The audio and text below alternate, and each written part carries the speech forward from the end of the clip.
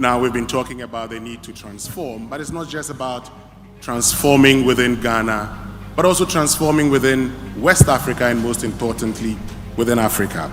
We've been having conversations, we've talked about how many of us are unable to take advantage of the African continental free trade area. We've also talked about the fact that today we have a lot of entities even from Europe and other parts of the world coming into Africa, but how can Ghanaian entities take advantage of the opportunities that exist first within West Africa and Africa before we go outside Africa? And that's the conversation we must have this morning. Before we get into everything, I'll give the panelists a chance to introduce themselves once again, and then we'll start the conversation. So maybe we could start from just here. You tell us a brief introduction in, say, 1 minute, and then the conversations would start. Thank you, Mr. MC. My name is Roy Ponongwe. I'm the Group CEO for Old Mutual Ghana. Thank you. Thank you very much. Good afternoon. My name is Damola Adilabu. I'm the Managing Director for CFA Mobility Ghana. I'm also the country delegate for the group. We are the Africa's leading mobility solutions company. I also stand in the other side as the Vice President of the French Ghana Chamber of Commerce and Industry. Thank you. Thank you. Good afternoon, everyone. My name is Salam Kalmoni. I'm the MD of Japan Motors, the Nissan distributors here in Ghana, as well as Photon and recently Geely. We are a Ghanaian company, but 10 years ago we have expanded to 4 neighboring countries, namely Togo, Benin, Senegal, and Mali, and are looking forward to following in the footsteps of my colleague here, CFAO, to other countries. Thank you very much. Good afternoon, everyone. My name is Mukesh Chakwani. I am the chairman of BFA Plus Group. We are the steel manufacturing company. Just 2 decades plus, we were the net importer of steel products. We are very proud to say today BFA Plus not only produces for Ghana market, but we are the net exporter to the whole West African market and beyond. And we are also having the West Africa's biggest PB, pre-engineering building manufacturing facility. Thank you. My name is Macaulay. I work for McDan. We are into logistics, private jet aviation, and salt mining. Thank you very much. My name is Yao Lati. I'm a partner in Deloitte Africa, based out of Accra, Ghana. I lead our infrastructure and capital projects team across Africa. So I work with teams in East, West, and Southern Africa, mainly excluding Northern Africa or Francophone Africa. Thank you. Thank you. Hi, everybody, and a very good afternoon to you. My name is Michael Saki, and I'm the lead consulting partner for EY. Hello, my name is Sheila Ristbeck. I'm the Managing Director for iRisk Management Limited. We are into insurance, brokerage, and risk management consultancy. Hello, Winston and everyone. I'd like to introduce and ask that all the female CEOs and executives in the room stand up and be seen and be acknowledged today. That's the type of introduction I want to have. So everyone, all the women CEOs, executives in the room, let's celebrate them.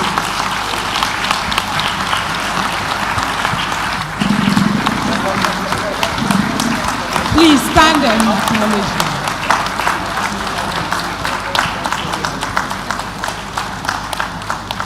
Thank you. And that's why I wanted to introduce myself. Thank you very, very much, Abna Moa. And I was happy that, the panelists here, even the men stood up. It reminded me of that program, He for She. And so they are with you. We are all with you. Thank you very much. So let's get into the conversation. And it'll be important for us to start from, how Ghanaian businesses can identify high growth markets and navigate diverse regulatory landscapes across Africa. I'd like to start off with you, Mukesh, before I get to Magdan. How do you think Ghanaian businesses, because you have businesses in other parts of Africa, how do you think Ghanaian businesses can identify high growth markets and how can they navigate diverse regulatory landscapes across Africa?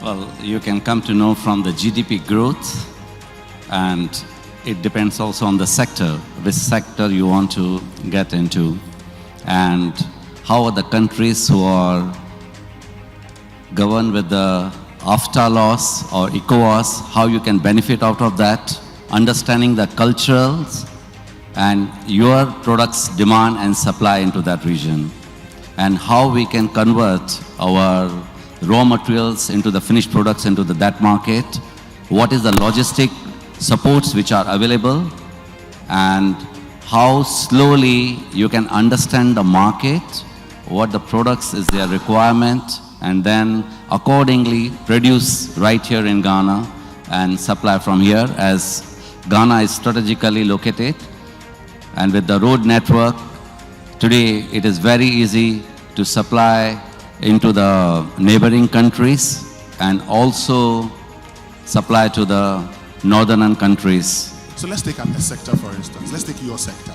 If you want to go into another country, and you are into other countries, what were some of the things you looked out for before you got into these markets?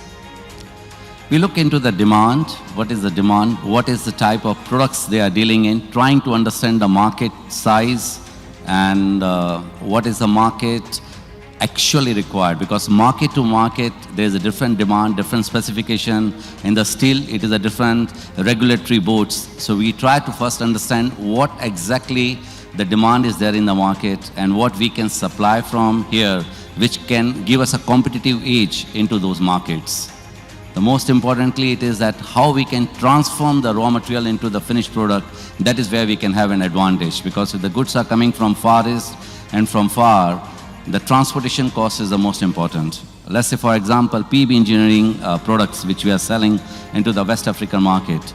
We are very proud to say that today, major products in the West African region is supplied by B5 Plus into the PB engineering. It is because of one simple reason: the transport cost coming from Far East is much higher, and we are able to deliver right here at the doorstep. We save the time, and we are able to produce the material right here. So if you are able to finish a project, let's say for example, even 3 months in advance, that gives an additional advantage. And I will say that all the captains of industries who are sitting here, if you need any type of prefab engineering, you want to build a factory, warehouses, tankers, trailers, you have to think of B5 Plus. We'll be able to deliver you. Thank you very much. Now let me get to the man who works for McDan, Dr. Daniel Macaulay. What will be your take? Thank you very much. There are 3 schematic areas you have to look out for. Number 1, you have to know and understand your product.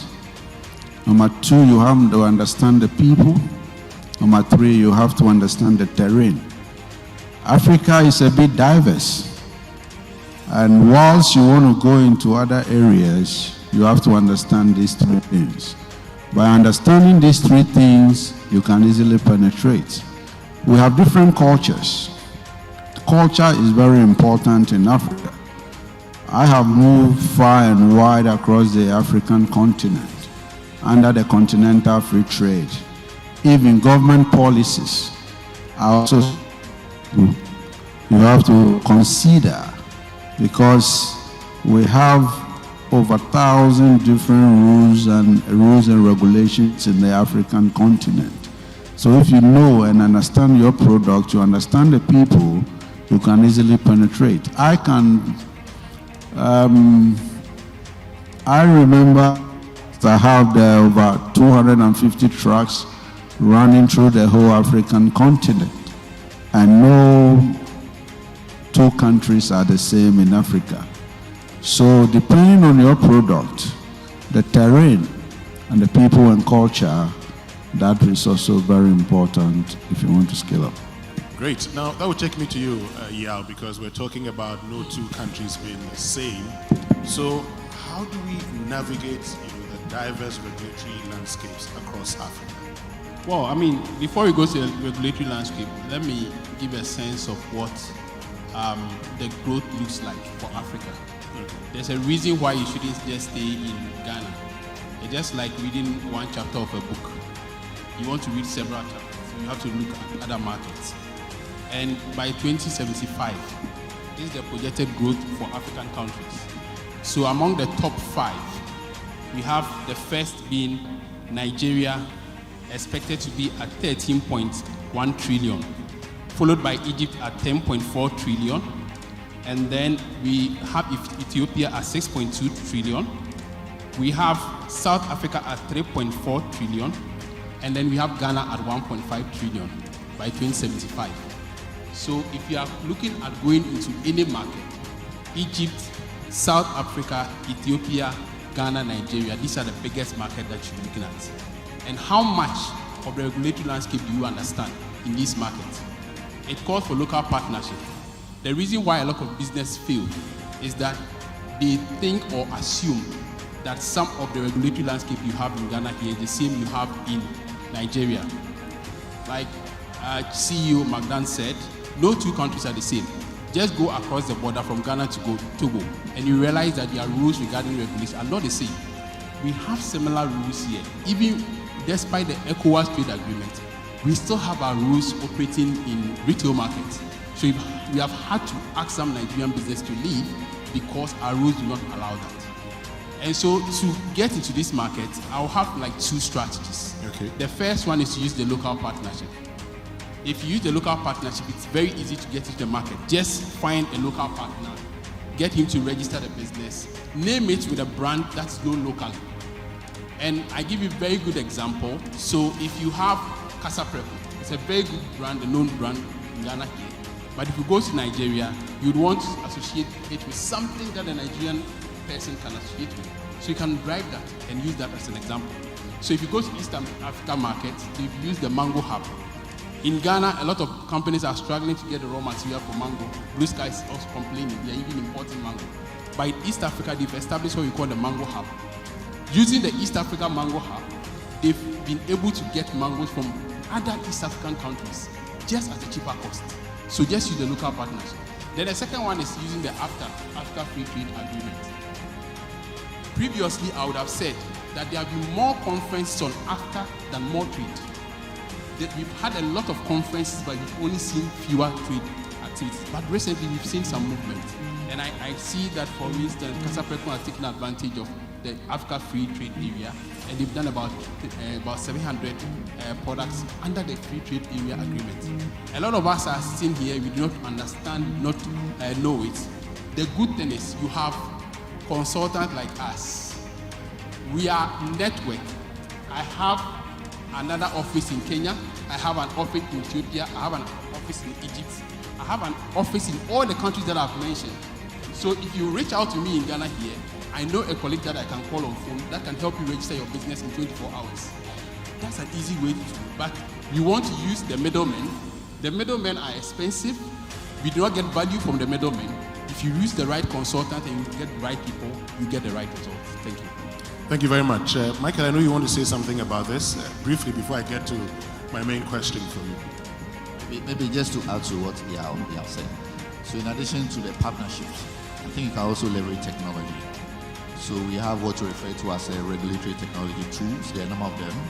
That helps you to get a quick view or a scan of the various regulations in different jurisdictions, as well as across sectors. Maybe just to add that as well. Great. So, I've listened to Dr. Macaulay, you've heard Mukesh all make the point. They've talked about the regulatory regime, for instance. I'd like to find out from you, Michael, how governments can create a conducive regulatory and policy environment to support African multinationals' ambitions. Okay, so this can be done in a number of ways. First, we can look at it from an infrastructure point of view. So if you look at infrastructure, obviously we have different sectors, companies operating in different sectors. Obviously, the port comes to mind, especially for an import-driven economy. The port obviously comes to mind. Customs processes also becomes a matter that needs to be looked at. There's a need to obviously ensure that the processes are smoother, more streamlined, enable technology more friendly, just to ensure that business moves. So that's on the one side. The other one, obviously beyond infrastructure, is also around services. That's also an area that needs to be looked at. So yes, infrastructure is one. When it comes to services, we are obviously looking at the public sector as as an engine for service delivery, not only to the general public, but obviously to business as well. So these are two areas, in my view, that I think once it's looked at can help businesses. Thank you. Okay, so let me get to you, Salem, and I'd want to find out the leadership models that are essential to drive cross-border growth and cultural alignment. The leadership roles. Yes. I think if you're successful in your country, in your business model here, you can replicate it in other places. West Africa has much in common together in terms of our culture. We are very multicultural, multi-tribal, so you can easily adapt to the languages and to what's happening and adapt there. So I would say if you're successful here, you can in your business, in leading people, you can replicate it in other places. So for you, for instance, what are some of those leadership strategies that have worked for you that you can share when it comes to moving outside of Ghana? Very important is actually every country you need to appoint a director, a country director, and that I found to be key. I've made the mistake of appointing, for example, a Ghanaian here who is very Anglophone in Senegal, and I thought he knew how to speak French, but that wasn't enough. He did not live there. He didn't have the network.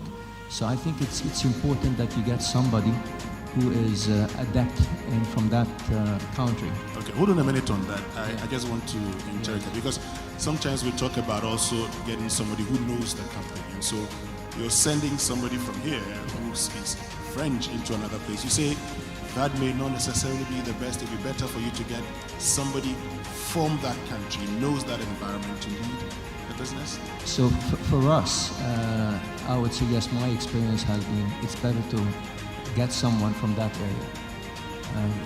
Yes, while you can have some supervision and a board, but it takes many years to get a deep understanding of the market. So the countries in which we adopted a person from the country have worked out better for us than an outsider coming in. Great, let me come to you, Damola, and I'll get to you, Sheila, shortly on the same question. What do you think are some of those leadership models that are very essential? Salam has talked about what he thinks must be done. I would have expected that when you go into a place, you get somebody who understands the company. But he also says you must get someone who understands that market. And normally it would be important to get somebody from within that country. What do you think are some of the other things that you must consider? Thank you very much. I think the ethos of the organization is very key. And the ethos is what underpins what brings about the core values of the organization. For my group, there are key fundamentals which helps us to shape what are our core values. Entrepreneurship, performance, agility, and that's very central to what makes up our DNA.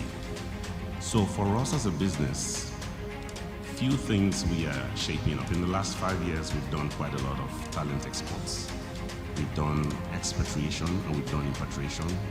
In this side of the divide, and Ghana, to be more specific, happens to be the first and only market that the headquarters has really explored repatriation, which is more like sending a Ghanaian from here down to the headquarters environment.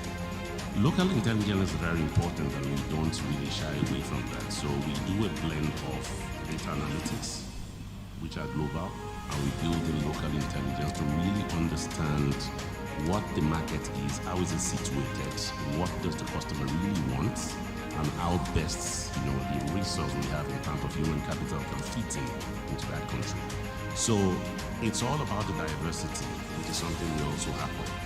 It is not a real barrier for our group, for my organization, to have Ghanaians sent out to another market. What is important is that what are the missing links? What do we need to help build the capacity? Is it about language? Is it about culture? So we don't just send people out in markets. without a forced trial. So there will always be a pilot scheme. There will always be short-term secondment before we eventually expatriate or repatriate people to any country. So we look at all the fundamentals, we look at the dynamics, but we don't look at the barriers. We rather look at the opportunities that sit within and how best we can close ranks to ensuring that employee really represents the diversity that is part of the core values of our enterprise. I'm interested in the pilot. So how does it go? How do you go about it? How do you make sure that that person eventually is fit for that market? So like I said, short-term assignments will come first.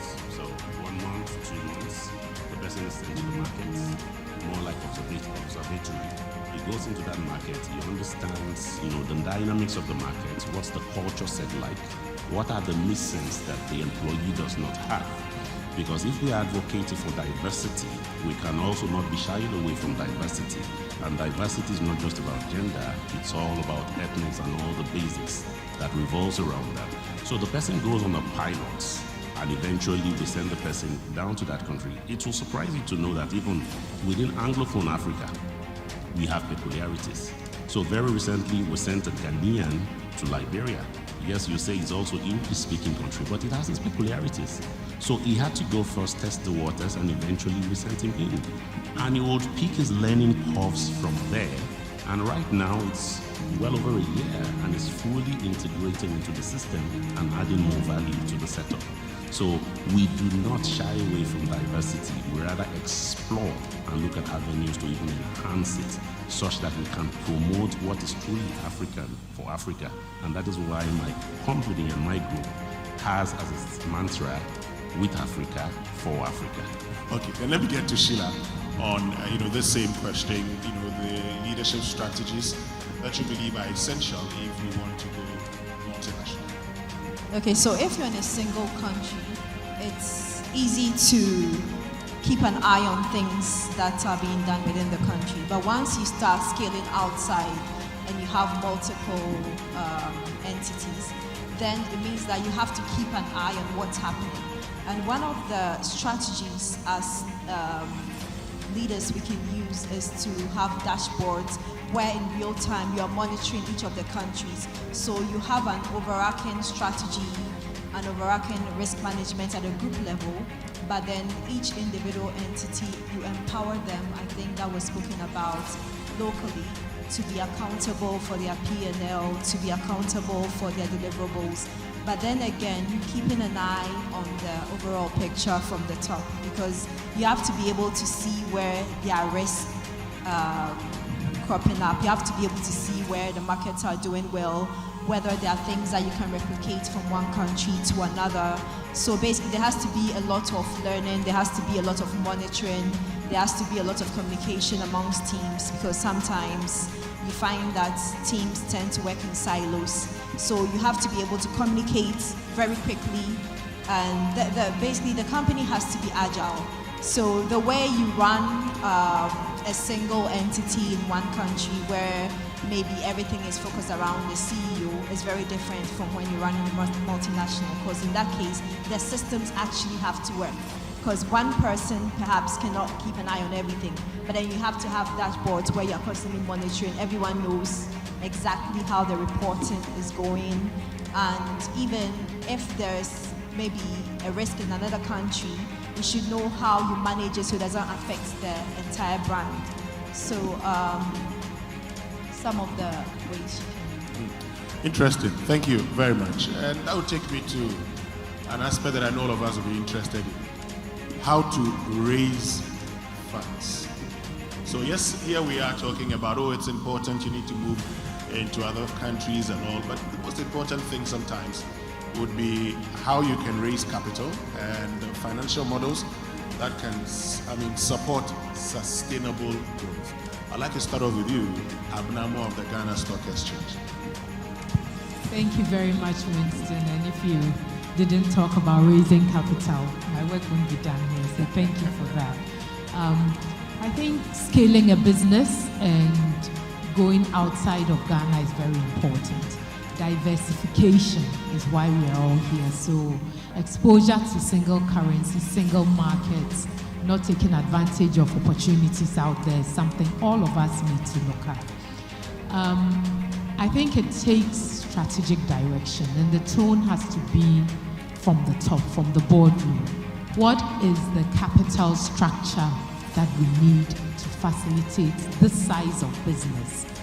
And it comes to a point where scale means that you can't be 100% shareholder or owner of a small pie. If you want to move your company from 100 to 1 million, it means that it's time for you to possibly bring in co-investors. And it comes back to the partnership that a few of us have mentioned here today. And that's why we see Dangote, they call him the richest person in Africa. He probably doesn't even need money, but all his companies are listed on the Nigerian Stock Exchange. We look at MTN, one of our biggest companies. We look globally at many of the very large companies, and you see that they have partners in there. And that's why capital markets are important, and especially public capital markets like the Ghana Stock Exchange. They facilitate access to long-term capital, debt capital, short-term debt capital, and different aspects of the capital that the company needs. Sometimes people say, oh, I can raise capital from my home country, especially foreign investors. But sometimes it's not just about capital, because the Africa we are seeing, it's about all stakeholders. People don't just want to be a consumer of a product. They want to be a co-owner in the business as well as a consumer of the product. So how are we thinking thoughtfully about how we give access to our pension funds, to our private companies, or to our private individuals to participate in the growth story and in the wealth that is being created? And that's why public capital markets are so important. And at the Ghana Stock Exchange, we are very much at the forefront of a number of regional and African initiatives. In the region, we have the West Africa Capital Market Integration Project, and there our regulators have approved now, and we are in the implementation stage, where a company raising money in Ghana is allowed to raise that capital across all of West Africa. And through this, even the regulator in Nigeria, the SEC Nigeria, and us are looking at maybe it's time to issue a jollof bond that funds the infrastructure that connects all of West Africa to move logistics, to move trading, and maybe to settle who has the best jollof along the way. Another big initiative we are part of is the African Exchanges Linkage Project, which is a platform that brings together all the securities exchanges in Africa and over 2,000 companies in Africa on one platform. So sitting in Ghana on that platform, you can buy securities listed in Egypt, South Africa, Nigeria, Ghana, and other countries. We are opening up the pie because fragmentation and exposure to single markets can be very, very costly. Thank you. Thank you very much, Abnamwa. Let me get to you, Roy, the same question. What are those strategies that we could help use in raising capital? No, thank you very much, Winston. I think in an ideal situation, I think when you talk of going expansion, when you become a multinational, you ideally want flexible long-term capital that is patient, because you're operating in a very diverse regulatory environment. When you talk of Africa, different kind of economics, different kind of headwinds you get exposed to. The reality is that people are fighting for that long-term capital that is flexible. So it now becomes quite dependent on where you are in terms of which sector you are, at what stage you are in terms of your expansion. When you're early on in your expansion, or maybe coming from sectors like fintech and e-commerce, then your angel investors, your venture capitalists, are the ones that might like to come to the party. Because usually in those sectors, it's a bit more high risk, and that fits in terms of their risk appetite as venture capitalists. Venture capitalists will go in and invest in 10 different companies. They just need 2 of those to be successful. So those become some of the investors that come in to support you. The other key investors, of course, is your development of financial institutions, your ADBs, those tend to look at what the impact is going to be for certain business decisions. So they look at the outcome in terms of socio-economic, and then they are willing to then come with financial terms that make sense in terms of the capital side of it. But I think when you move further up the value chain, maybe you are a bit more mature in terms of the expansion. This is when your private equity guys come to the party, where they can tell you very clearly 5 to 8 years, they're coming in with money, then they want to exit. I think the issue there is around making sure you pick the right private equity, because usually they do have the big share of the pie there. So they will also provide strategic guidance. So you just need to be smart around how you invite them into the boardroom. Of course, debt financing also becomes something that is more palatable at that stage, because you are a bit more mature. Corporate bonds is something that can work for some of the entities. I think at the tail end, or the more mature side of things, I think this is where it comes down to potential IPOs that can happen. If you are very mature in your expansion and you're very material in the market, and I think we've seen MTN do that in certain markets, where it then goes to issue an IPO, comes back to the point of saying that even the consumer now can invest into those entities. Those entities, it's a bit easy to issue a successful IPO. The other thing that can also now happen is your sovereign wealth fund and your pension funds are now able to come to the party in those circumstances, because the risk profile now makes sense, because a lot of those are also governed by certain investment mandates. So I think for me, those things become quite important. I think you can also be a bit innovative around the financing that you can put in play. I think franchising is very important, something that you can take advantage of, especially if you're in a consumer-facing entity. You can do that licensing so that you don't carry a bulk of that funding. The local partner can do a bulk of that funding.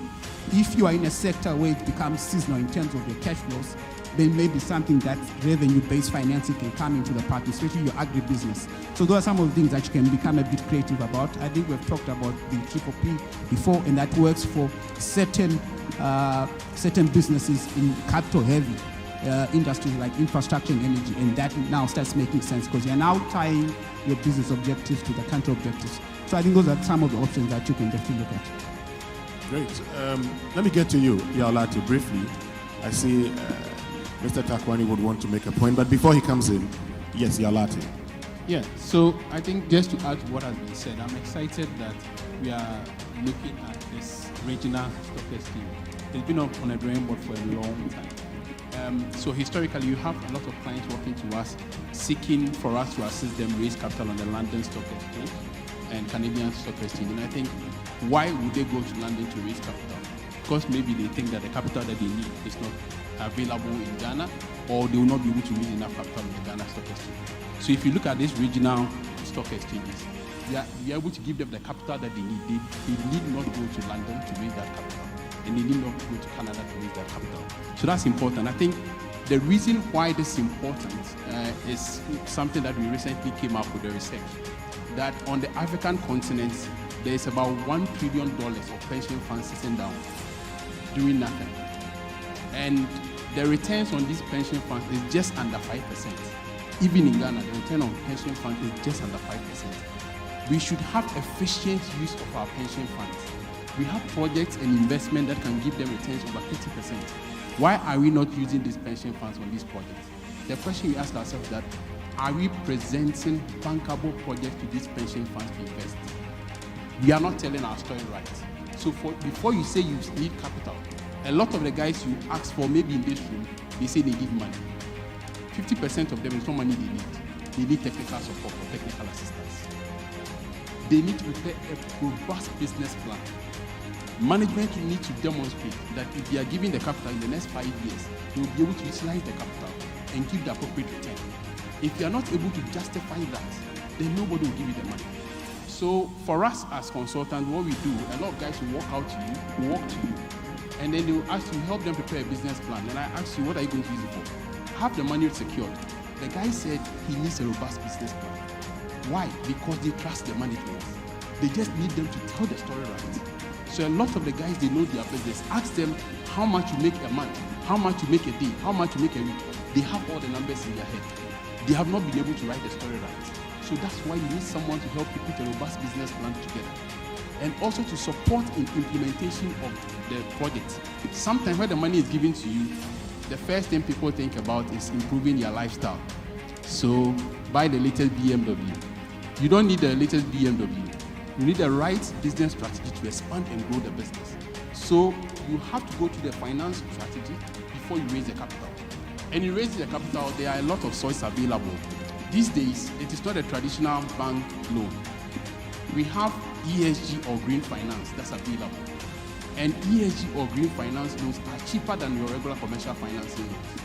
So what do you need to do? You need to implement the right green strategy. So if you are into, let's say, plastic production, you should commit to lenders that you're going to reduce your emission by a certain rate. If you commit to that, you will be able to get loan that's relatively cheaper than the loan that you're getting from a bank. That's coming at about 30%. If you get a green finance loan, you get at maybe 15%. So you should think beyond the regular. The last example I'll give is what we call blended finance. Blended finance is a combination of concessional loan, combination of pension funds, and then combination of private equity loan. So you combine these three together in one loan facility. And it's used a lot in South Africa for infrastructure projects. The reason why we are not able to raise capital for high infrastructure, those of you who live in Tema, how long has the motorway been on the drawing board? And we have not been able to transform that motorway into the ultra-modern that you'll be talking about, because we are not able to raise the capital to construct the road. There is always a viability gap. So if you work out the financial model to construct that lane into 4 lanes or 8 lanes, the average saloon car to be paying about 50 or 100 Ghana cedis on your way in and on your way out. How many people will be willing to pay that? So there's a viability gap. That viability gap, we develop what we call blended finance by government to support that. That's what's happening in South Africa. That's why they're able to deliver the infrastructure route that we see there. And it's happening in most of the projects. So if we are not implementing that here, it becomes very difficult. You have a lot of these projects on the drawing board. Accra Kumasi has been a dualization project on the drawing board for a long time, same as the motorway. So if you have blended finance, you're able to get some of these options. And I think businesses should be thinking about these strategies and not the traditional loans. If you go for the loans, they will come at 30% and they will not go beyond 5 years. The highest you can get is 7 years, but your project needs about 10-year financing. So let's think strategically and get the source right. Great, thank you very much. You're going to make a point, Mr. Takwani? Otherwise, we'll go to, you're going to make a point. Please go ahead. I think my dear friend and Nana has covered everything. It's true that sustainable energy is one of the important loan which is available in the market, and today we have a lot of sun in Ghana and West African market. I think we are not taking the full advantage of that. So bringing in money through our sustainable energy, it can be cheaper and it can be better. And we are very proud to say that BFAP Plus has taken up, today we are putting up 16.5 megawatt solar rooftop. And by next year, we'll be the biggest in the whole West Africa, putting 25 megawatt. Great. So let's talk about after. Let's talk about supply chain trade, strategies that one has to overcome these operational barriers. So I'm getting to you, Dr. Daniel Macaulay. What supply chain trade and after strategies can be used in overcoming these operational barriers? One of the problems we have in Africa is connectivity. We will go for the finance, we'll have the best businesses. The basic problem that we are facing in Africa is connectivity. To have the value chain or supply chain network running in the African continent, we have to connect Africa. How do we connect Africa? We want to move cargo, B5 Plus want to move cargo from here to Senegal. If they don't use charter vessels, then their cargo had to go to Belgium before coming to Senegal. So some of the strategy we need to come together to set up a shipping line, cargo planes, multi-purpose warehouses under the continental free trade. If not, we'll continue having our conferences and all that. One of the giant steps that my company had taken is to start a Black Star line. We've been able to buy 2 vessels. One is in Japan, one is in Vietnam right now, heading towards Ghana. This is to support companies like B5 Plus and all the others who want to connect the continent. under the flagship of the Continental Free Trade. We're building warehouses across the African continent by also partnering with other countries. We are aggregating most of the SMEs to consolidate their produce to send to the African continent. Without connectivity, without connecting the continent, you cannot. There's no vessel from here to Cameroon. You cannot move from here to Liberia. It is not there. So we need to look at some of this supply chain network and also support the African continent. Why hasn't the ECOWAS succeeded? ECOWAS has a lot of bottleneck. Here we are with AFTA, talking about $3.4 trillion moving onto the continent, but how do we connect this? How do we connect it? Connecting it is a big problem. So we as private sector must individually take a giant steps.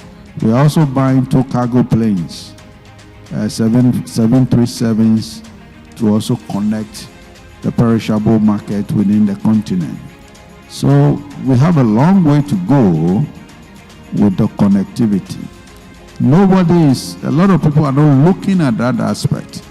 If not giants like MSC, Maxline, and all the rest will make sure that our dream of becoming an independent continent will not happen.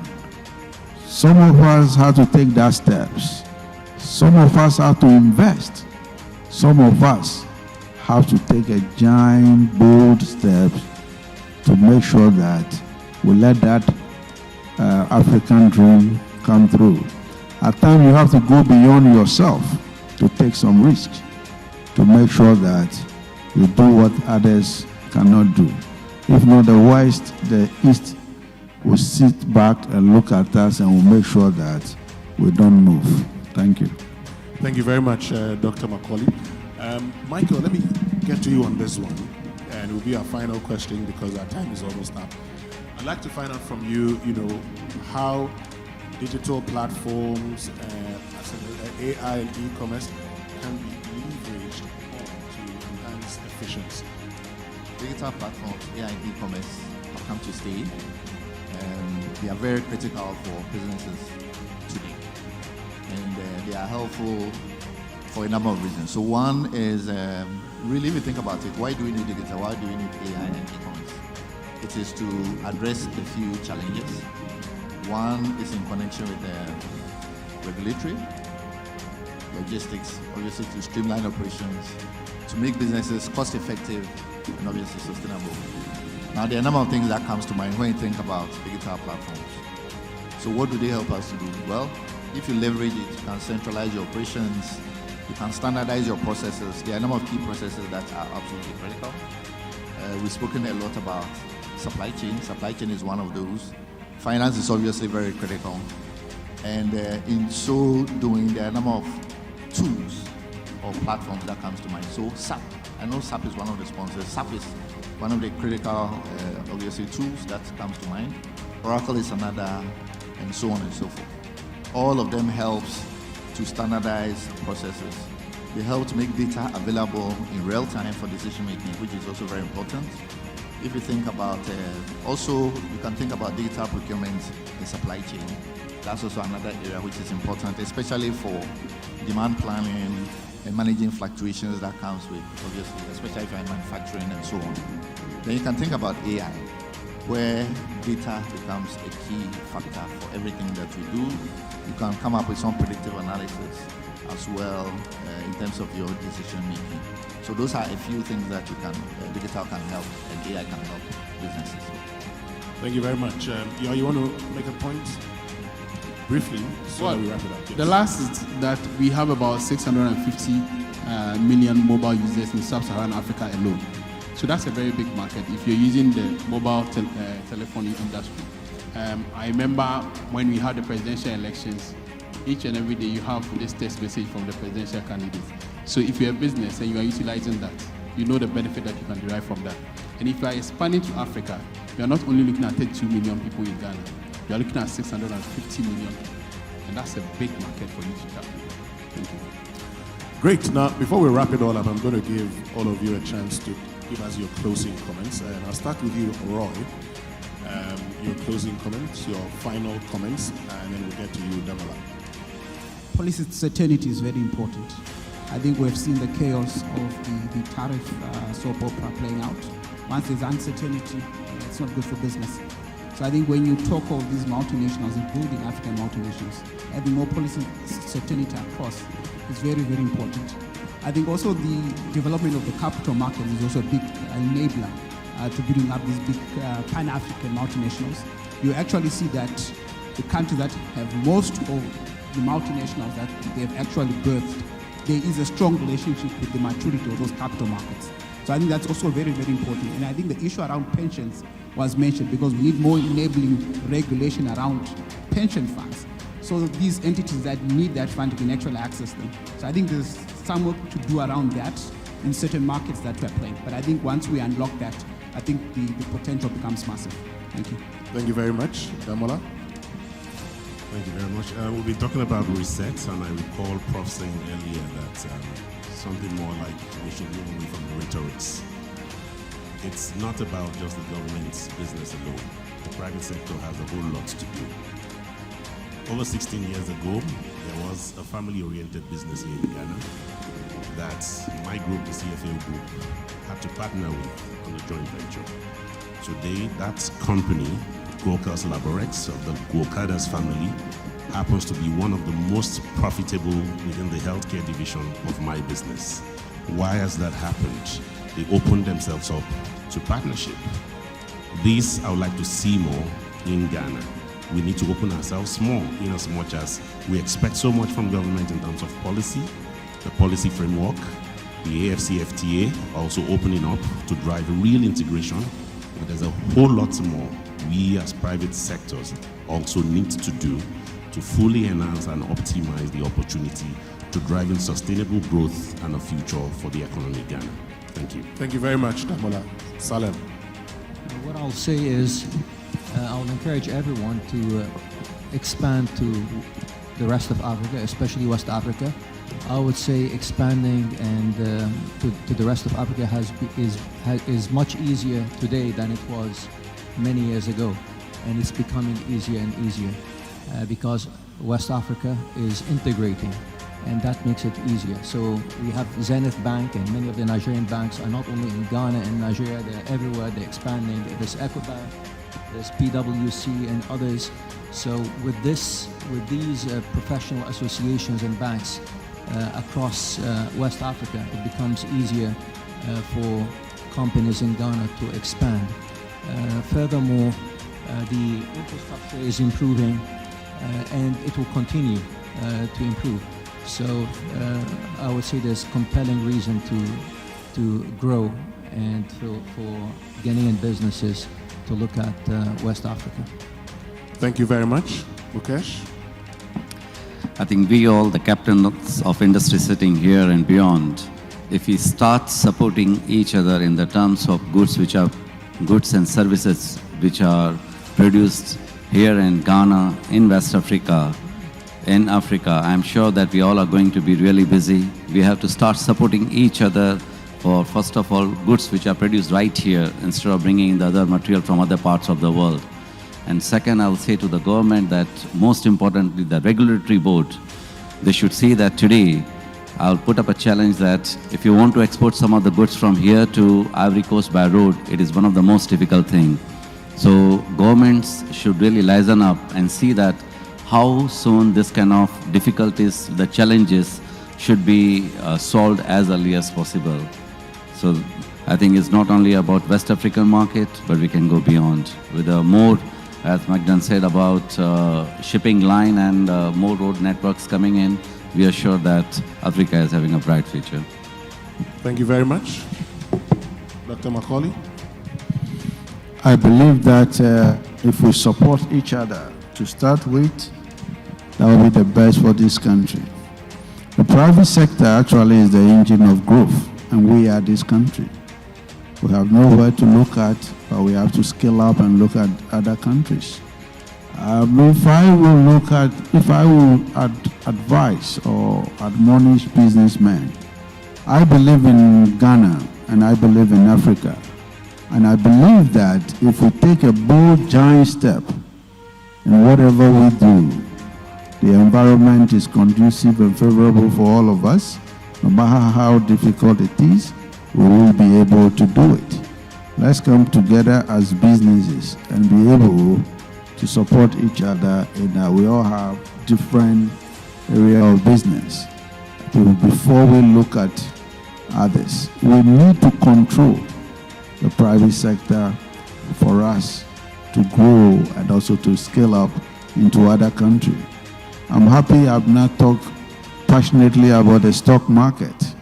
Those of us, I'm heading towards there. So those of us who can be structured well, we all have to get there.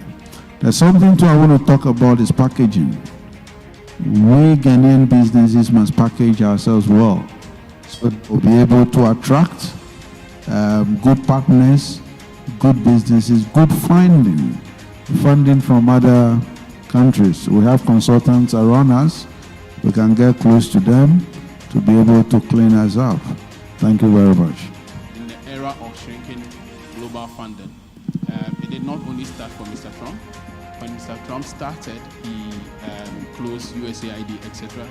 The United Kingdom has also increased their defense budgets. Increasing their defense budget came at the expense of donor funds. And so we can't look elsewhere. We must look for Africa for the funding. If you talk to the people who have the money, the banks, the financial institutions, the private equity firms, they tell you they have money, but they can't find the right projects. And then you talk to the businesses, they have the projects, but they can't find money. So what's missing? There's always a missing link. The business people should learn or should be taught or to be helped to tell their story the right way. And the financial institutions should also be helped to find the right projects. And when you're able to match the two, you grow the African continent. Because what we need is African business to grow, employ the African people. The last time I attended a mining in Daba, they said that if you don't add value to our resources in Africa, what we do to ourselves is to import poverty. So if you don't add value to our resources, we are importing poverty and creating employment and creating wealth somewhere else. But if you add value to our resources, we will export the poverty somewhere else. Thank you. Thank you very much, Yolati. Abnamon. Thank you. Just to confirm that there's money in Ghana, there's money in West Africa.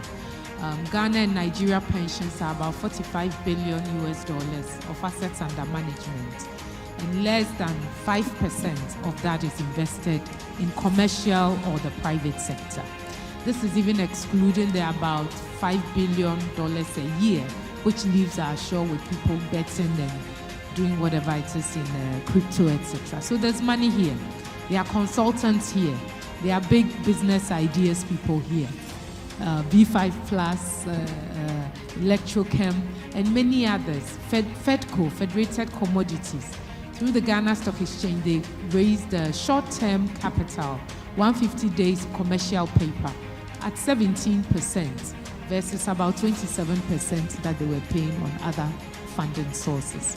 Casa Preco has just announced that they are going to raise equity capital on the Ghana Stock Exchange after successfully refinancing very expensive debt.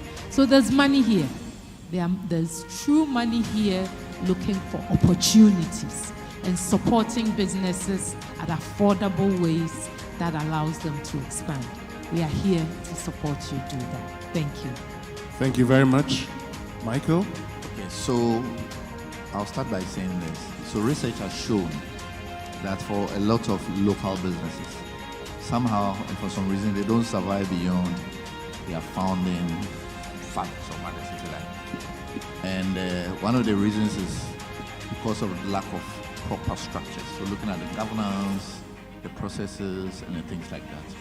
So yes, it's been said, there's money here, there's business here, we have all the right indicators, but it's really important to make sure that the structures are strong to make the business sustainable. The next thing is really about, you need to do that before you start thinking about scaling and moving to other markets. And when you make that decision, think about the data. So the data doesn't lie. The GDP, the urbanization rates, the growth rates, things like that. Leverage it. And lastly, it's important to make sure that you pilot test and not rely on high-level data to make your decisions. Thank you. Thank you very much. Sheila. So we all know that in business, the higher the risk, the higher the rewards. So scaling outside Ghana requires us taking some risk, and there are ways to de-risk it. We can de-risk by using professionals.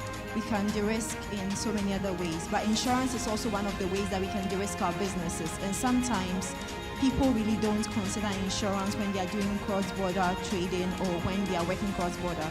But then there's insurance for almost every risk that exists. So speak to professionals and let's try and do business outside as well. Thank you very, very much, Sheila Risberg, who is Managing Director, iRisk Management Limited. Thank you also, Michael Sakili, Partner Consulting, EY. And thank you, Abna Amwa of the Ghana Stock Exchange. Thank you, Yao Latte of Deloitte, and to you, Dr. Daniel Macaulay, Executive Chairman, Magdan Group. To you, Mukesh Takwani, who is Executive Chairman, B5 Plus Group. Thank you very, very much. And to you, Salem Kalmoni, Managing Director of Japan Motors. Also to you, Damola Adelabu, who is CEO of CFAO, and to you, Mr. Roy Buningwe, who is CEO of Old Mutual Life Assurance Company. Let's give them a huge round of applause.